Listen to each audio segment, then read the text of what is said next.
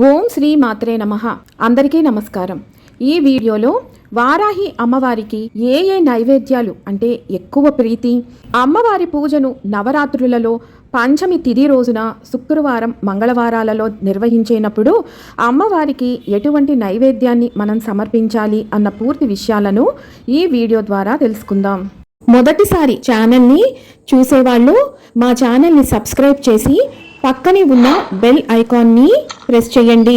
దీనివల్ల మీకు రానున్న ఆధ్యాత్మిక వీడియోస్ అన్నీ కూడా నోటిఫికేషన్ ద్వారా మీకు అందుతాయి. అలాగే మీరు ఎటువంటి వీడియోని మిస్ కాకుండా చూడగలరు. మా వీడియోస్ మీకు నచ్చినట్లయితే లైక్ చేయండి, షేర్ చేయండి. పురుష రూపంలో ఉన్నటువంటి వరాహ శక్తియే స్త్రీ రూపంలో ఉన్నటువంటి వారాహీదేవి. వారాహీదేవి సాక్షాత్తు లక్ష్మీ అమ్మవారి యొక్క స్వరూపం. అందుకే అమ్మవారికి లక్ష్మీ వారాహి అని కూడా మరొక పేరు ఉన్నది. వారాహి అమ్మవారి రూపాన్ని గమనించినట్లయితే అమ్మవారి చేతిలో నాగలి, రోకలి అనే ఆయుధాలు ఉంటాయి. ఈ రోకలి, నాగలి అనేది దేనికి సంకేతంగా ఉంటాయి అంటే వ్యవసాయానికి నాగలితో భూమిని దున్ని వచ్చినటువంటి ఆ పంటని రోకలితో దంచి ధాన్యాన్ని మనం తీసుకుంటాం. అంటే అమ్మవారిని పూజించటం వల్ల మనకి ధాన్య సంపద లభిస్తుంది. అందుకే వారాహి అమ్మవారు ధాన్యలక్ష్మి స్వరూపంగా కూడా భావిస్తాము. ముఖ్యంగా వ్యవసాయం చేసేవారు వారాహి అమ్మవారిని పూజించడం వల్ల పంటలు పుష్కలంగా పండుతాయి.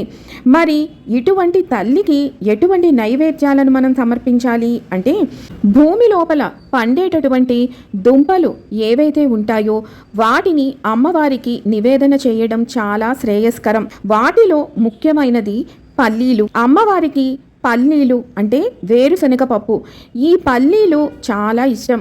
ఈ పల్లీలను ఉత్తిగా కానీ లేదా బెల్లం పాకంతో చేసినటువంటి పల్లి ఉండలను కానీ మీరు నివేదన చేయవచ్చు. ఈ పల్లి ఉండలు నివేదించి ప్రసాదంగా స్వీకరించడం వల్ల మన శరీరానికి పుష్టి, బలం కలుగుతుంది. ఎక్కడా కూడా రక్తహీనత అనేది మనకి రాదు. దీనిని లోతుగా పరిశీలిస్తే మనకి సంపూర్ణ ఆరోగ్యాన్ని చేకూరుస్తుంది ఆ తల్లి. వరాహం ఎప్పుడూ కూడా భూమిని తొలిచి దాంట్లో ఉన్నటువంటి దుంపలను తీసుకొని దాచుకొని తింటూ ఉంటుంది. అలాగే వారాహి అమ్మవారికి కూడా భూమి లోపల లభించేటటువంటి చిలకడ దుంపలు అంటే స్వీట్ పొటాటో చాలా ఇష్టం. అలాగే కంద, ఈ కందతో రకరకాల వంటకాలను మీరు తయారు చేసుకొని వాటిని అమ్మవారికి నైవేద్యంగా సమర్పించవచ్చు. ఒకవేళ మీకు ఈ దుంపలు కానీ పల్లీలు కానీ లభించలేదు అనుకుంటే అప్పుడు మీరు తేనెను అమ్మవారికి నివేదించవచ్చు. ఈ తేనె అంటే అమ్మవారికి చాలా ఇష్టం.